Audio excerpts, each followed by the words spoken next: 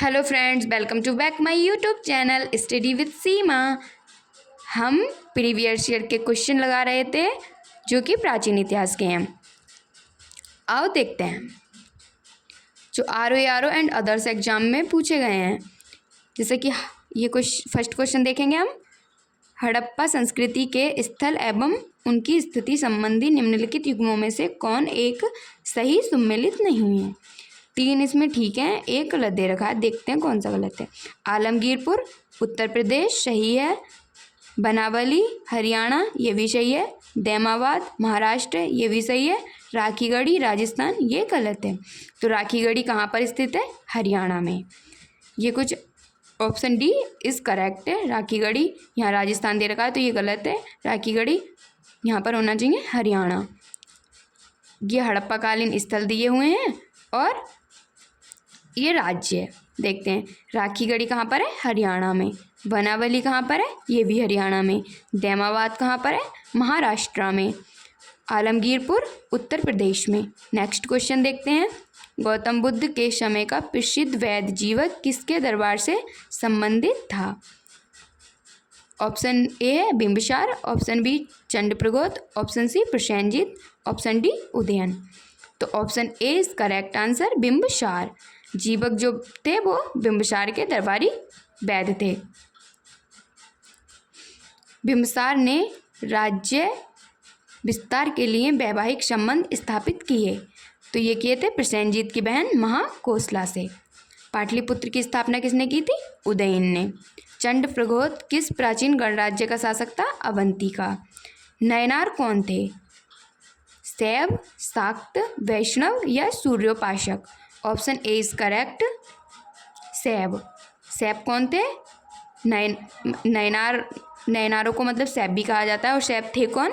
जो शिव की उपासना करते थे उनको शैव कहा जाता था और नयनार कहा जाता है। नयनार भी उनको कहा जाता था। जैसे कि शैव धर्म का प्रचार प्रसार किसने किया? नयनारों ने। शिव के भक्ति तो करेंगे उनका प्रचार प्रसार, तो मतलब शिव भक्तों को नयनार कहा जाता था। जैसे कि दे रखा है आजीवक संप्रदाय के संस्थापक कौन थे? आजीवक संप्रदाय के संस्थापक कौन थे? मखलीपुत्र गोशाल। नाथ संप्रदाय के संस्थापक कौन थे? मशेंद्र नाथ। और वैष्णव संप्रदाय संबंधित था विशिष्टाद्वैत से। नेक्स्ट क्वेश्चन है विक्रम एवं शक संवतों में कितने वर्षों का अंतर होता है? तो ए 57 वर्ष का, बी 78 वर्ष का, सी 135 वर्ष का, डी है 320 वर्ष का। सी ऑप्शन इज करेक्ट 135 वर्ष का। शक संवत और विक्रम संवत में कितने वर्ष का अंतर होता है? 135 वर्ष का। यहाँ पर ये संवत दिए हुए हैं, समय और शासक। आओ देखते हैं। जैसे कि विक्रम संवत 57 ईसा पूर्व, मोस्ट इंपोर्टेंट, ये पूछा ही जाता है। और शासक किसके शासन मतलब किस शासक के नाम पर ये स्टार्ट हुआ था? विक्रमादित्य के। शक संवत 78 ईस्वी, ये किसके नाम पर स्टार्ट हुआ था? कनिष्क के। गुप्त संवत है ये 319 ईस्वी, ये चंद्रगुप्त प्रथम से संबंधित है। नेक्स्ट क्वेश्चन है ईस्वी सन के पूर्व की कुछ शताब्दियों में निम्नलिखित में से किन शासकों ने गिरनार क्षेत्र में जल संसाधन व्यवस्था की ओर ध्यान दिया? ईस्वी सन, ये सबसे मोस्ट इम्पोर्टेंट है, ये देखना है। ईस्वी सन के पूर्व किन शासकों ने मतलब जल संसाधन की व्यवस्था पर ध्यान दिया? तो ये है ऑप्शन वी इज करेक्ट 2 और 3। तो 2 और 3 अशोक और चंद्रगुप्त मौर्य। चंद्रगुप्त मौर्य और अशोक ने ईस्वी सन पूर्व में जल संसाधन व्यवस्था पर ध्यान दिया था, अशोक और चंद्रगुप्त मौर्य ने। यहाँ पर कुछ इससे रिलेटेड फैक्ट देख लेते हैं। सुदर्शन झील का निर्माण किसने करवाया था? तो ये चंद्रगुप्त मौर्य के काल में करवाया था। चंद्रगुप्त के ये वो थे प्रांतपति पुष्यगुप्त, मतलब इनके संरक्षण में इसका वो हुआ था। और शासनकाल पूछा जाए तो चंद्रगुप्त मौर्य का शासनकाल था। सुदर्शन झील का पुनर्निर्माण किसने कराया था? रुद्रदामन ने। सुदर्शन झील स्थित है कहाँ पर है? ये गिरनार पहाड़ी पर। सुदर्शन झील से पहली बार नहर किसने निकलवाई थी? ये अशोक के शासनकाल में निकली थी। और निकलवाई किसने थी? अशोक के प्रांतपति थे दुशास्य। कलिंग में नहर का निर्माण किसने कराया था? सम्राट महापद्मानंद ने। नेक्स्ट क्वेश्चन देख लेते हैं। टॉलमी फिलाडेल्फस जिसके साथ अशोक के राजनयिक संबंध थे वह कहाँ का शासक था? तो ऑप्शन साइरीन का, ऑप्शन बी मिस्र का, ऑप्शन सी मकदूनिया का, ऑप्शन डी सीरिया का। ऑप्शन बी इज करेक्ट, मिस्र का। टॉलमी फिलाडेल्फस कहाँ का शासक था? मिस्र का। सिकंदर शासक था, ये कहाँ का था? सिकंदर मकदूनिया या मैसेडोनिया का। मेगास्थनीज यात्री था, ये यूनान के यात्री था। डायमेकस कहाँ का यात्री था? ये भी यूनान का था। नेक्स्ट क्वेश्चन देख लेते हैं। निम्नलिखित में से किस राजवंश के अभिलेख से इस परंपरा का समर्थन होता है कि लुम्बिनी शाक्यमुनि बुद्ध का जन्म स्थान था? ऑप्शन ए है मौर्य का, ऑप्शन बी है Shunga, option C Satavahana, option D Kushan.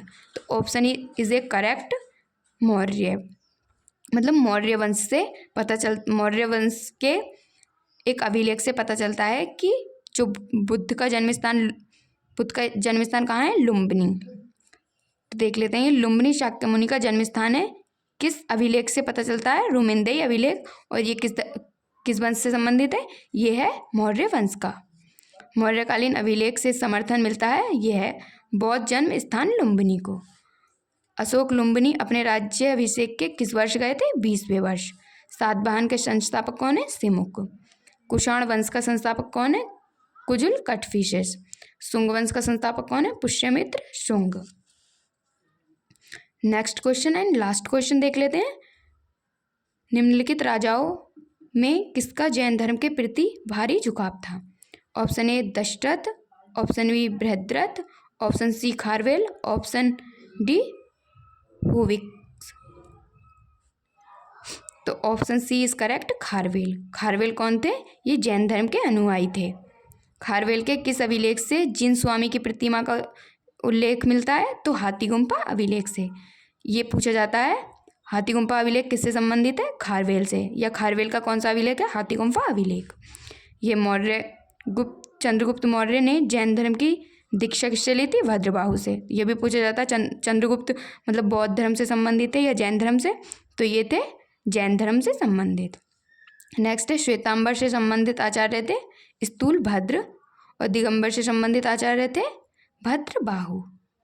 Thank you for watching guys. अगर आप इस तरह की वीडियोस पाना चाहते हैं तो चैनल को प्लीज़ सब्सक्राइब कर लीजिए, क्योंकि हम रोज़ प्रीवियस ईयर क्वेश्चन लगाते हैं।